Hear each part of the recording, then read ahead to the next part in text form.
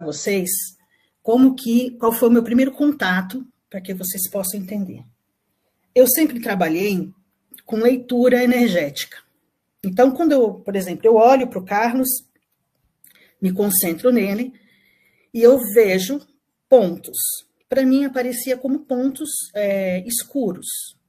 E lá eu dizia, olha, Carlos, você tem um ponto aqui na região da garganta, você tem um ponto aqui no fígado, é bom investigar. Tá. Era assim o meu trabalho. Eu fazia, e até hoje faço, um escaneamento da pessoa. Há 18 anos atrás, foi quando eu tive essa primeira experiência, veio no meu consultório uma moça, que era uma paciente minha, e trouxe um irmão dela. Esse irmão, ele era um rapaz, acho que tinha 21 anos na época, fazia engenharia na faculdade, ele era um menino promissor, um bom garoto, né? Só ele chegou, quando eu escaneei ele, né?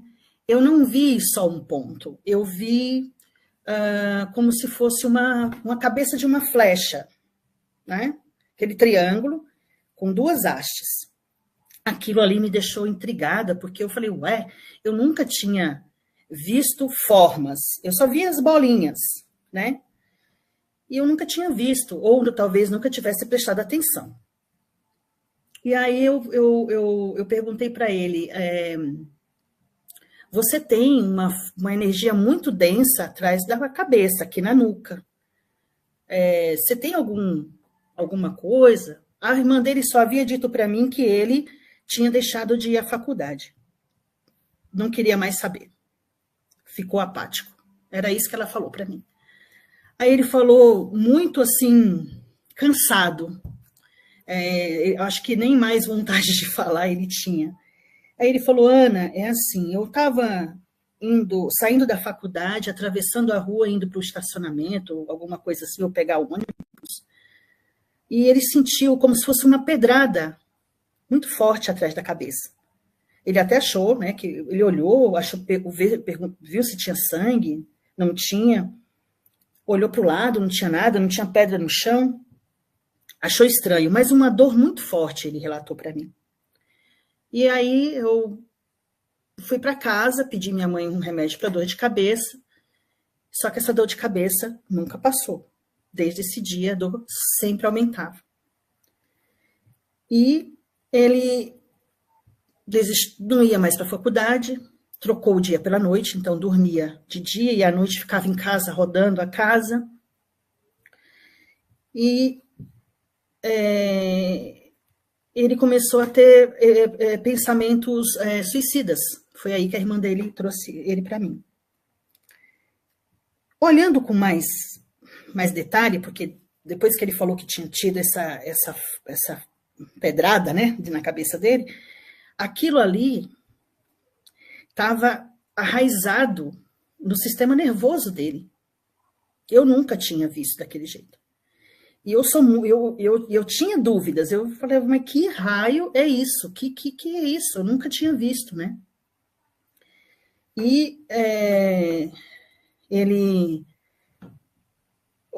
o mais interessante de tudo isso é que eu sempre tive a ajuda dos seres espirituais comigo.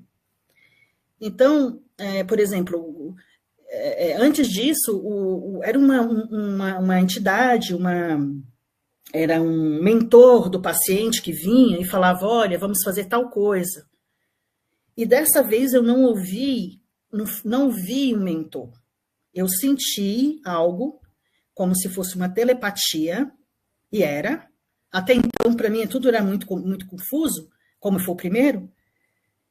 E essa voz, uma voz de uma mulher, falou assim, nós precisamos retirar esse implante o mais rápido possível, esse menino vai morrer. E aquilo aí eu fiquei, né? Aí eu conversei com a irmã dele, conversei com ele, e falei, olha, a gente vai ter que fazer uma cirurgia, né? Eu vou te prescrever tudo que essa voz falava para mim, eu falei para ele, e ele falou assim, Ana, eu só quero voltar a ser o que eu era. E eu nunca vou esquecer desse dia. Esse dia foi 5 de maio de 2006. Foi o primeiro contato que eu tive. Como eu falei, estava muito enraizado, era uma estrutura energética que não estava presente, não só dele, estava em tudo, assim, na cabeça dele, né? E a gente marcou a cirurgia para 2 dias após, porque era uma coisa rápida, né? Tinha que ser urgente. E foi nesse momento que a minha percepção, né, se abriu para a existência desses implantes energéticos. Eu realmente desconhecia. E desse momento, no dia da cirurgia, no dia seguinte, ele ligou para mim e falou assim: Ana, a dor de cabeça passou, porque desde o dia que ele levou a tal pedrada até o dia da cirurgia, era uma dor de cabeça intensa. Tomava remédio e não passava. E, aos poucos, ele foi voltando ao normal, né? Ao que ele era antes.